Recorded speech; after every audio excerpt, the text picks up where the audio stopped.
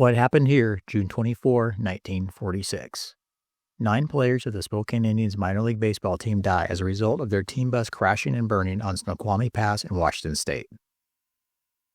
In the first half of the 19th century, Major League Baseball dominated as the most popular sport in America, with attendance reaching 18.5 million a year. The next most popular sport, the National Football League, brought in slightly over 3 million fans. Dreams of a game-winning grand slam, or making a game-saving catch, fire-out numbers sinking a half-court shot at the buzzer, or running a pigskin 40 yards for glory. Though baseball dominated sports in the United States, almost all the major league teams played in the Northeast, with only a few as far as the Mississippi River. Travel by train and bus were the standard modes of transportation, making travel to large West Coast cities time-consuming and expensive. However, baseball fans could enjoy minor league baseball almost anywhere. In most other major league sports, colleges serve as training grounds and filter out the less talented athletes. In baseball, the typical path to becoming a player on a major league roster is to sign a contract right out of high school and play in a development league or the minor leagues. As minor league baseball popularity was near its peak, the United States entered World War II. Since many young men went overseas to fight the war, baseball clubs were not only depleted of talented players, but baseball clubs struggled with the morality of playing a game, while other men risked their lives. The Major League Baseball commissioner at the time requested input from U.S. President Franklin Delano Roosevelt, who replied with the Green Light Letter, which didn't only allow baseball to continue, it encouraged its play. As the president suggested, America needed baseball as a diversion and a morale boost. Major League Baseball filled their rosters with the best minor league players. As a result of depleting the minor league talent and so many young men serving the war effort, most minor league baseball teams disbanded in 1943, including the Spokane Indians. When the war ended in 1945, live television was not yet standard entertainment, and with baseball fans anxiously awaiting the return to live baseball, teams quickly formed. Minor league baseball was more popular than ever.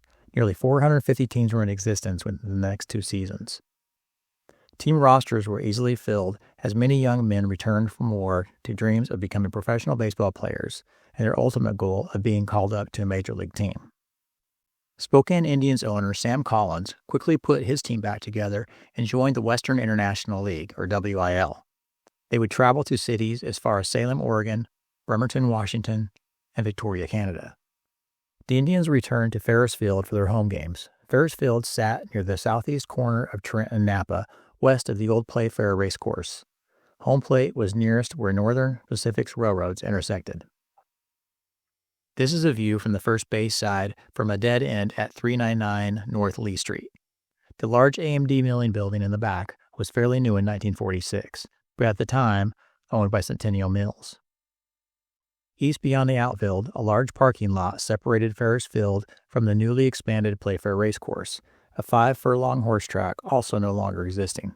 The entire area is now zoned for commercial businesses and named Playfair Commerce Park. I did confirm the baseball park size retention pond was built to the shape of the zoned property, but I like to think the shape is homage to Ferris Field and the 1946 Spokane Indians.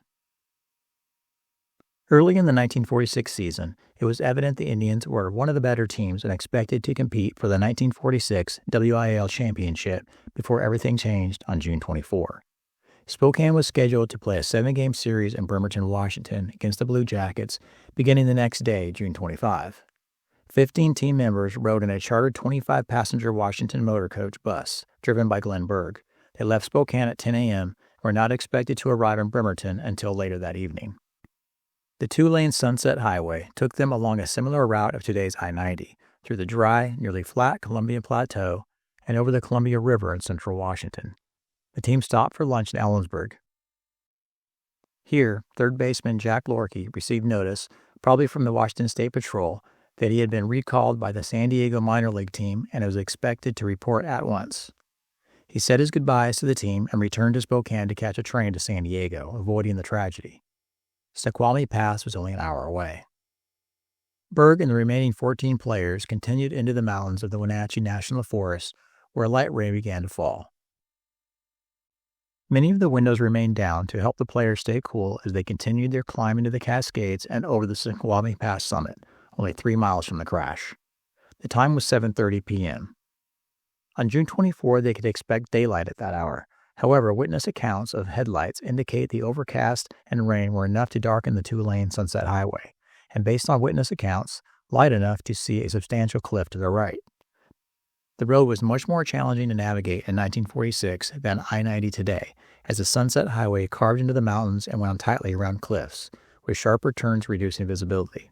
The light rain and faint light that day further lessened visibility, as well as made the road slick.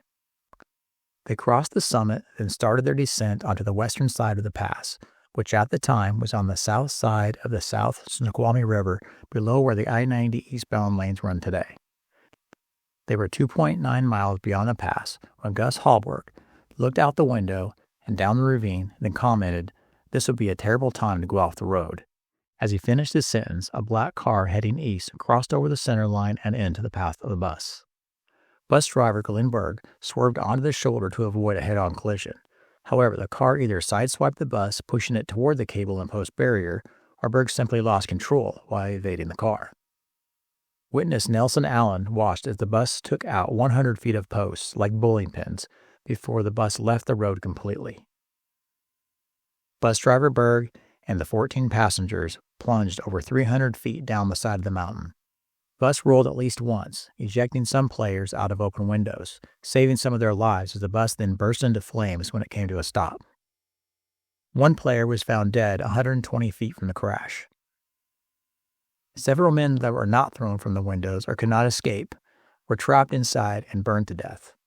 Nelson Allen took a rope from his truck and tied it to one of the remaining guardrail posts. He rappelled down the mountain, followed by two other motorists.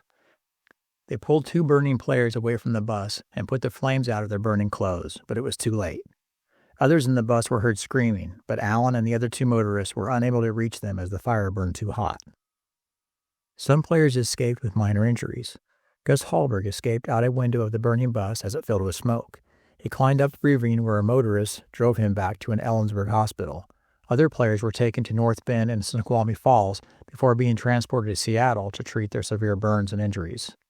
Of the 15 people on the bus, 6 died at the site of the crash. Second baseman Fred Martinez and shortstop George Risk were among the league leaders in batting average.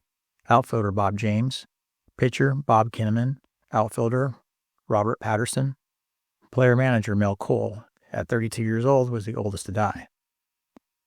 Once owner Sam Collins learned of the wreck, he began contacting parents and wives. 3 more players died over the next 2 days, mostly from burns. First baseman Vic Pichetti died en route to the hospital. Pichetti was the best prospect on the team, having been scouted by all 16 major league teams. Pichetti made the team when he was only 17 years old. He was 18 on June 24, making him the youngest of the team members to pass. Pitcher George Lydon died the next day on June 25th from burns. And finally, catcher Chris Harche, one of the players with major league experience, died on June 26, also from burns. 8 of the 9 members had returned from military service only the year before. The driver of the black car blamed for the crash never stopped and was never found. The crash remains the deadliest accident in American professional sports history. At the time of the crash on June 24, the Indians were in contention for the league pennant, but a championship was now the least of the team's concerns. Owner Sam Collins and the city of Spokane immediately rallied to help replace the incomes of the lost husbands and fathers. Celebrities, including Bob Hope and Bing Crosby, arrived in Spokane to help raise over $100,000 for the families. That's over $1.6 million in 2025. Even though the Indians lost their most talented players, they resumed their season 10 days later on July 4 at Ferris Field, filling their roster with loaned players from other teams and playing their remaining schedule to a 7th-place finish out of 8 teams. Only 2 years later, Spokane won the 1948 league championship. And shortly after that, on October 29 of 48, the wooden grandstands at Ferris Field burned to the ground. They were rebuilt in time for the next season, and the Indians continued to call Ferris Field home until they moved into the newly built Fairgrounds ballpark in 1958. That park is now called Avista Stadium. Ferris Field was then torn down and has been a vacant field ever since. In December 2000, Playfair Racecourse closed and was itself demolished 5 years later. The site is now home to the large ballpark-sized retention pond nearest left field and Playfair Commerce Park, which covers the old Playfair Racecourse and the shared parking lot with Ferris Field. The changing needs of Spokane and the necessary travel improvements over Snoqualmie Pass have all but erased the visible reminders of the 1946 Spokane Indians and their fatal bus crash. A tragedy that remains the worst in U.S. professional sports that happened right about here on the evening of June 24, 1946. See the description for links to books about the 1946 Indians and the history of the Playfair area in Spokane, Washington.